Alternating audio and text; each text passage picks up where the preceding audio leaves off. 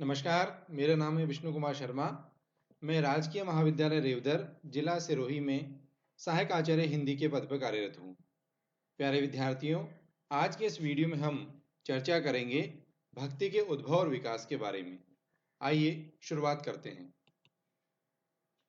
हिंदी साहित्य में भक्ति काल का समय आचार्य रामचंद्र शुक्ल ने 1375 से लेकर 1700 विक्रम संवत तक माना है। भक्ति शब्द की उत्पत्ति भज धातु से हुई है, जिसका अर्थ होता है सेवा करना, भजना या भाग लेना, ईश्वरीय कार्यों में भाग लेना, अर्थात श्रद्धा और प्रेम पूर्वक इष्ट देवता के प्रति आसक्ति भी भक्ति कहलाती है। अब भक्ति का आरंभ, भक्ति का उद्भव हम देखें तो सबसे पहले वेदों में, ऋग्वेद में विष्णु सूक्त और वरुण सूक्त में भक्ति के मूल तत्व हमें बीज रूप के रूप में देखने को मिलते हैं। इसके बाद में प्रकट रूप में भक्ति का प्रथम उल्लेख श्वेताश्वेतर उपनिषद में मिलता है। भक्ति सूत्र के आदि प्रणेता हैं नारद मुनि, जिन्होंने नवधा भक्ति का सूत्र दिया। नवधा भक्ति में है श्रवणम, कीर्तनम, विष्णु स्मरणम, पाद सेवनम, अर्चनम, वंदनम, दास्यम, सख्य आत्मनिवेदनम। ये 9 प्रकार की भक्ति है। श्रवण, कीर्तन, स्मरण, पाद सेवन, अर्चना, वंदना, दास्य भाव, सख्य भाव और आत्मनिवेदन। यदि हम इन 9 भक्तियों के पर विचार करें तो इसमें हमें आगे चलकर जो भक्ति के 2 भेद हैं, सगुण भक्ति और निर्गुण भक्ति, दोनों के दर्शन होते हैं। तो इस प्रकार से नारद मुनि ने नवधा भक्ति में जो उल्लेख किया है, वही हमें हमारे भक्ति काल के 2 प्रतिनिधि कवियों तुलसीदास जी और सूरदास जी की सख्य भक्ति और दास्य भक्ति के सूत्र वहां से हमें मिल जाते हैं।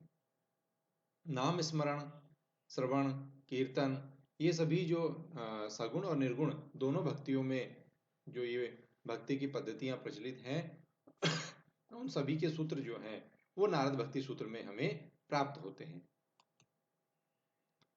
वेदों के बाद में ब्राह्मण साहित्य में कर्मकांड का अत्यधिक प्रचार प्रसार हो जाने, बड़े बड़े खर्चीले यज्ञों के आयोजन होने, यज्ञों में पशु बलि, नर बलि आदि होने के कारण भक्ति का स्वर आगे चलकर कुछ मंद पड़ गया। किंतु उपनिषदों में उपासना की प्रधानता है और वहां हमें निर्गुण भक्ति और कहीं कहीं प्रतीकात्मक सगुण भक्ति भी देखने को मिलती है। उपनिषदों की हम बात करें तो श्वेताश्वेतर उपनिषद, छांदोग्य उपनिषद, मुंडकोपनिषद में हमें विष्णु, शिव, रुद्र, नारायण, अच्युत, सूर्य आदि की भक्ति और उपासना के संकेत प्राप्त होते हैं। आगे चलकर हम देखें तो जो वैष्णव भक्ति है उसका भागवत धारा, वैष्णव भक्ति की भागवत धारा का विकास जो है वो महाभारत काल में हुआ। महाभारत काल हम देखें तो ईसा पूर्व जो है 6ठी शताब्दी 7वीं शताब्दी के आसपास का ये समय है। महाभारत काल में वैष्णव भागवत धर्म को एक ऐतिहासिक उपास्य के रूप में कृष्ण वासुदेव का व्यक्तित्व प्राप्त हुआ और यादवों की 7वां शाखा में प्रवृत्ति मूलक भागवत धर्म का उत्कर्ष हुआ और यही भागवत धर्म जो है आगे चल करके हमें भक्ति काल की दोनों सगुण धाराओं, राम भक्ति धारा और कृष्ण भक्ति धारा के रूप में प्राप्त होता है। इन यादवों की जो वंश शाखा है सातवत, इन्होंने ही मथुरा वृंदावन से लेकर मध्य भारत, राजस्थान, गुजरात, महाराष्ट्र, कर्नाटक से होते हुए तमिल प्रदेश तक प्रवृत्ति मूलक और रागात्मक भागवत धर्म का प्रचार किया, जिसका विकास हमें आलवार संतों के रूप में देखने को मिलता है। ये पूरी एक श्रृंखला है, पूरी कड़ी है। और इससे पूर्व यह धर्म जो है एकांतिक धर्म, नारायणीय धर्म या सात्वत धर्मों के नाम से जाना जाता था, पुकारा जाता था। आगे चलकर इसी धर्म का नाम भागवत धर्म के रूप में इसकी प्रतिष्ठा हुई और राजनीतिक दृष्टिकोण से देखें तो भारतीय इतिहास का जो स्वर्णिम युग है गुप्त काल, तो गुप्त सम्राटों ने भागवत धर्म को पुनः प्रतिष्ठा दी। कृष्ण वासुदेव की के उदय के पश्चात ये भागवत धर्म कहलाने लगा और इसका हम पूरा समय देखें तो यह ईसा पूर्व 1400 से लेकर इसकी यात्रा जो है, जैसा कि मैं अभी वर्णित कर रहा था, गुप्त युग तक गुप्त वंश जो है हमारा, और आगे हर्षवर्धन तक हम इसे मान सकते हैं। तो इसका पूरा एक लंबा समय है, और इस लंबे समय में यह है एकांतिक धर्म, नारायणी धर्म, सात्वत धर्म, और आगे चलकर इसकी प्रतिष्ठा जो है भागवत धर्म के रूप में होती है। हम 6ठी-7वीं शताब्दी तक हम इसका उत्कर्ष मान सकते हैं, और गुप्त साम्राज्य का जो काल है वह भागवत धर्म का स्वर्णिम काल है। भागवत महापुराण में भी इसका उद्भव और विकास देखने को मिलता है। उत्पन्ने द्रविड़े साहम वृद्धे वृद्धि कर्नाटके गता, कि भक्ति जो है वो द्रविड़ में, दक्षिण भारत में उत्पन्न हुई, और कर्नाटक में वह वृद्धि को प्राप्त हुई। क्वचित क्वचित महाराष्ट्र, थोड़ी थोड़ी वह महाराष्ट्र में विकसित हुई, पल्लवित हुई, और गुर्जरे जीर्णता गता, और गुजरात तक आते आते वह क्षीण हो गई, जीर्ण शीर्ण हो गई। तत्र धोर कलेर योगात पाथंडे खंडितांग तांग का, और उसके पश्चात जो ही कलयुग का आगमन हुआ, मलेच्छों का आक्रमण हुआ, वह जो है खंडित अंगों वाली हो गई। दुर्बलाहम चिरम जाता, और वह चिरकाल तक, लंबे समय तक दुर्बल रही। पुत्राभ्यम सह मंदता, और अपने पुत्रों, ज्ञान और वैराग्य के साथ वह मंदता को प्राप्त हो गई। वृंदावनम पुनः प्राप्यम नवीनेव सुरूपिणी, जाता हम युवती सम्यक प्रेष्ठ रूपा तु सांप्रतम, और पुनः वृंदावन में आकर उसने अपने नवीन स्वरूप को धारण किया, और उसने अपने यौवन को प्राप्त किया, और इस तरह से वह सम्यक रूप में जो है वृंदावन में आकर के, ब्रज भूमि में आकर के वह प्रतिष्ठित हुई। तो इस तरह से भागवत पुराण में भी हमें देखने को मिलता है। भक्ति के जो प्रमुख ग्रंथ हैं उनमें भागवत महापुराण है, इसके अतिरिक्त महाभारत का शांति पर्व, श्रीमद् भगवद गीता, पांचरात्र संहिता, सातवत संहिता, सांडिल्य भक्ति सूत्र, और नारद भक्ति सूत्र, नारद पंचरात्र, हरिवंश पुराण, पद्म संहिता, विष्णु तत्व संहिता, ये सारे भक्ति के प्रमुख ग्रंथ हैं। इसके अलावा रामानुजाचार्य, मध्वाचार्य, निम्बार्काचार्य और वल्लभाचार्य, ये जो 4 आचार्य हैं, इनके ग्रंथ भी जो है वो द्रष्टव्य हैं। अब मध्ययुग में हम आते हैं।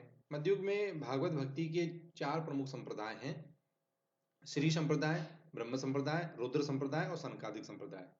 श्री संप्रदाय के प्रवर्तक है रामानुजाचार्य, उन्होंने विशिष्ट अद्वैत दर्शन दिया। ब्रह्म संप्रदाय के संपादक प्रवर्तक हैं मध्वाचार्य, उन्होंने द्वैतवाद दिया। रुद्र संप्रदाय विष्णु स्वामी का है, जिसका पल्लवन आगे चलकर वल्लभाचार्य ने किया, और इसका दर्शन है शुद्धाद्वैतवाद। सनकादिक या सनक संप्रदाय या निम्बार्क संप्रदाय, इसके प्रवर्तक हैं निम्बार्काचार्य, और इनका दर्शन है द्वैताद्वैतवाद या भेदा भेदवाद। गौड़ीय चैतन्य संप्रदाय के प्रवर्तक चैतन्य महाप्रभु है, उन्होंने भी जो है इस भागवत धर्म, वैष्णव भक्ति धर्म को जो है पुष्पित पल्लवित करने में अपना योगदान दिया, और उनका जो दर्शन है अचिंत भेदोपभेदवाद कहलाता है। ये सभी बातें जो हैं ये परीक्षा की दृष्टि से अत्यंत महत्वपूर्ण है। अब ये जो मध्ययुग में 4 संप्रदाय आए हैं, इनसे पूर्व हम जाएं तो जैसा हमने बात की कि 6ठी-7वीं शताब्दी तक जो है भागवत धर्म अपने चरमोत्कर्ष पर था। उसके बाद में जो ही भारी आक्रमण होने लगे, और गुप्त साम्राज्य और हर्षवर्धन के साथ ही जो है हिंदू संस्कृति और धर्म का पराभव हुआ, उसके बाद में ये जो भागवत धर्म है उस का जो प्रचार प्रसार जिस गति से हो रहा था, उस पर अचानक जो है ब्रेक लग गया। और साथ ही 8वीं सदी में एक महान विभूति ने भारत में जन्म लिया, जिनका नाम है आदि शंकराचार्य। और आदि शंकराचार्य ने, आगे चलकर अगली स्लाइड पर हम बात करते हैं, ये जो चारों संप्रदाय आए हैं, चारों जो दार्शनिक हैं, धर्म गुरु हैं, इन सभी संप्रदायों ने शंकराचार्य के अद्वैतवाद का खंडन किया और भगवान की सगुण उपासना का प्रचार किया। अब शंकराचार्य की बात करें तो उन्होंने स्मार संप्रदाय की स्थापना की, पंचदेवोपासना का प्रचलन किया, जिसमें सूर्य, गणेश, विष्णु, शिव और शक्ति की उपासना पर उन्होंने बल दिया। उन्होंने अद्वैतवाद का सिद्धांत दिया कि जीव और ब्रह्म दो नहीं, एक ही हैं। अहम ब्रह्मास्मि, मैं ही ब्रह्म हूं, और सर्वम खलविदम ब्रह्मम, सब पूरे सृष्टि के जगत के कण कण में जो है ब्रह्म का निवास है। और उन्होंने मायावाद का सिद्धांत भी प्रतिष्ठित किया, ब्रह्मम सत्यम जगन मिथ्या, कि ब्रह्म ही सत्य है, ये संसार मिथ्या है। तो ये सभी जो रामानुजाचार्य, निम्बार्काचार्य और आपके विष्णु स्वामी, इन सभी आचार्यों ने जो है शंकराचार्य के मत का खंडन किया, क्योंकि इसके भागवत धर्म या जो वैदिक धर्म, जो सनातन धर्म हमारा चला आ रहा था, उसके प्रतिरोध में दो अन्य धर्मों ने भी जन्म लिया, जैन धर्म और बौद्ध धर्म। ब्राह्मण धर्म के अत्यंत रूढ़िवादिता और कर्मकांड के बोलबाले के कारण दो नए धर्मों का प्रादुर्भाव इस भारत भूमि पर हुआ, बौद्ध धर्म और जैन धर्म। बौद्ध धर्म और जैन धर्म के प्रचार प्रसार से जो सनातन धर्म हमारा चला आ रहा था, उसकी प्रतिष्ठा में काफ़ी हानि हुई, और उस सनातन धर्म की पुनर्प्रतिष्ठा के लिए शंकराचार्य ने स्मार्त संप्रदाय चलाया और अद्वैतवाद का सिद्धांत दर्शन देते हुए पंचदेवोपासना को प्रचलित किया। तो इस पंचदेवोपासना से, इस अद्वैतवाद के दर्शन से, इस मायावाद के सिद्धांत से जो सगुणोपासना की भागवत परंपरा चली आ रही थी, उस परंपरा को काफी गहरा आघात लगा। तो हम देख सकते हैं कि सगुण और निर्गुण भक्ति जो है वो उपनिषदों से ही चली आ रही है। आगे चल करके समय समय पर दोनों में से किसी एक शाखा की वृद्धि या हानि होती रही है। कोई एक शाखा अधिक बढ़ोतरी को प्राप्त हुई है तो दूसरी कमी को प्राप्त हुई है। और इसके साथ ही शंकराचार्य के बाद में हम देखते हैं तो शैव मत और शाक्त मत, इन दो मतों के भी प्रचार प्रसार के कारण जो भागवत धर्म है उसकी काफी हानि हुई। तो 8वीं शताब्दी से लेकर के और 12वीं 13वीं शताब्दी तक का जो ये बीच का काल है, इस काल में विशेष रूप से उत्तर भारत में जो है भागवत धर्म की, वैष्णव धर्म की जो है काफी हानि हुई। उसके पुष्पन पल्लवन पर जो है एक प्रकार से ब्रेक लग गया, और फिर पुनः मध्ययुग में जो है इस वैष्णव भक्ति के रूप में भागवत धर्म की प्रतिष्ठा होती है, और इसका प्रादुर्भाव दक्षिण से होता है। भक्ति द्राविड़ उपजी लाए रामानंद, प्रकट किया कबीर ने सप्तदीप नवखंड। ये डॉक्टर सत्येंद्र की पंक्ति है। वो कहते हैं कि भक्ति का उद्भव जो है द्रविड़ दक्षिण भारत में हुआ, उसे उत्तर भारत में लेकर आए रामानंद, और रामानंद के शिष्य कबीर ने जो है उसे इतना पल्लवित किया कि वह पूरे भारतीय उपमहाद्वीप, सातों द्वीप नवखंड तक जो है उसका प्रकाश फैल गया।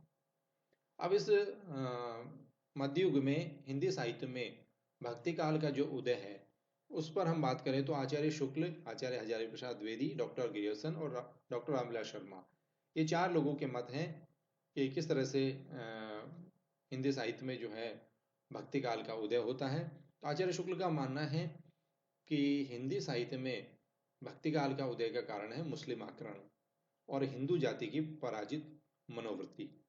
वे कहते हैं कि देश में मुसलमानों का राज्य प्रतिष्ठित हो जाने से हिंदू जनता हताश, निराश और पराजित हो गई थी। पराजित मनोवृत्ति में ईश्वर की भक्ति की ओर उनका उन्मुख होना स्वाभाविक था। हिंदू जनता ने भक्ति भावना के माध्यम से अपनी आध्यात्मिक श्रेष्ठता दिखाकर पराजित मनोवृत्ति का शमन किया। तत्कालीन धार्मिक परिस्थितियों ने भी भक्ति के प्रसार में योग दिया। नाथ सिद्ध योगी अपनी रहस्यदर्शी शुष्क वाणी में जनता को उपदेश दे रहे थे। भक्ति आदि के हृदय के प्रकृत भावों से इसका कोई सामंजस्य नहीं था। भक्ति भावना से ओतप्रोत साहित्य ने इस अभाव की पूर्ति की, और इस तरह से हिंदी साहित्य में जो है भक्ति युग का आगमन हुआ। अब आचार्य हजारी प्रसाद द्विवेदी शुक्ल जी के इस मत से सहमत नहीं है, वे इसका खंडन करते हैं और वे कहते हैं कि मैं जोर देकर कहना चाहता हूं कि इस्लाम के आगमन से हिंदू धर्म का उद्भव और विकास नहीं हुआ, हिंदी साहित्य में भक्ति युग का उद्भव विकास नहीं हुआ, एक सहज परंपरा का विकास है। वे कहते हैं कि मैं इस्लाम के महत्व को भूल नहीं रहा हूँ, लेकिन मैं जोर देकर कहना चाहता हूँ कि अगर इस्लाम ने आया हुआ होता तो भी हिंदी साहित्य का 12 आना स्वरूप वैसा ही होता जैसा कि आज है। तो ये कह रहे हैं कि ये परंपरा का विकास है, और भक्ति भावना जो है वो पराजित मनोवृत्ति की उपज नहीं है, और न ही इस्लाम के बलात् प्रचार के परिणाम स्वरूप ये उत्पन्न हुई है, क्योंकि किसी भी भक्त कवि के स्वर में निराशा का पुट नहीं है, और हिंदू जाति सदा आशावादी रही है। डॉक्टर गियर्सन का कहना है कि ईसाइयत की देन है, जो कि बिल्कुल हास्यास्पद प्रसिद्ध प्रतीत होता है। और वहीं डॉक्टर रामविलास शर्मा ने जो है अपने मार्क्सवादी दृष्टिकोण से जो है इसे लोक जागरण की संज्ञा दी है।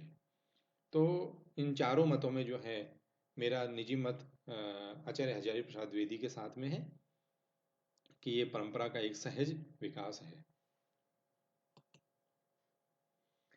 तो भक्ति द्राविड़ उपजी द्रविड़ में जो है तमिलनाडु जो प्रदेश है, तमिलनाडु में जो है आलवार संत हुए हैं। और जिस तरह से हम देखते हैं कि उत्तर भारत में हर्षवर्धन के पश्चात यहाँ पर भागवत धर्म, वैष्णव धर्म का जो है पराभव होगा, वहीं इसी समय दक्षिण भारत में जो है आलवार संत और नायनार संत, नायनार जो है वो शैव मार्गी है, आलवार जो है वो वैष्णव मार्गी संत हैं। तो आलवार संत जो है वहाँ पर एक आंदोलन के रूप में भक्ति का प्रचार प्रसार कर रहे थे। और इन आलवार संतों की संख्या 12 है। उनके द्वारा रचे गए पदों की संख्या लगभग 4000 है, जिसका संकलन नाथ मुनि ने दिव्य प्रबंधनम के नाम से किया है। प्रथम भक्त आलवार संतों में प्रथम भक्त है षटकोप, जिनका द्रविड़ भाषा में नाम है नम्मलवार, और एक कवित्री हैं जिनका नाम है अंडाल, जिन्हें दक्षिण की मीरा भी कहा जाता है। तो इस प्रकार से हम देखते हैं कि भक्ति जो है उत्तर भारत से दक्षिण भारत और दक्षिण भारत से पुनः उत्तर भारत में प्रतिष्ठित होती है।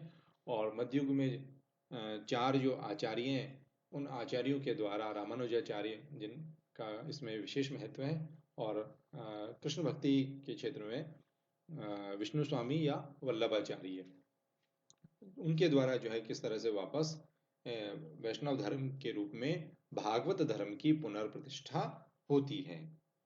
अब इसके साथ ही जो है दूसरी निर्गुण भक्ति की जो शाखा है, जिसके रूप में संत साहित्य हमें देखने को मिलता है, और वहीं एक प्रेम मार्गी शाखा जिसका दर्शन जो है इस्लामिक दर्शन है, सूफी दर्शन है, वो भी हिंदी साहित्य में पुष्पित पल्लवित होती है। तो आने वाले वीडियोज में हम इन चारों शाखाओं, संत काव्य, सूफी काव्य, राम भक्ति धारा और कृष्ण भक्ति धारा, इन चारों के उद्भव विकास, इनके प्रमुख कवियों, इनकी रचनाओं के बारे में विस्तार से चर्चा करेंगे।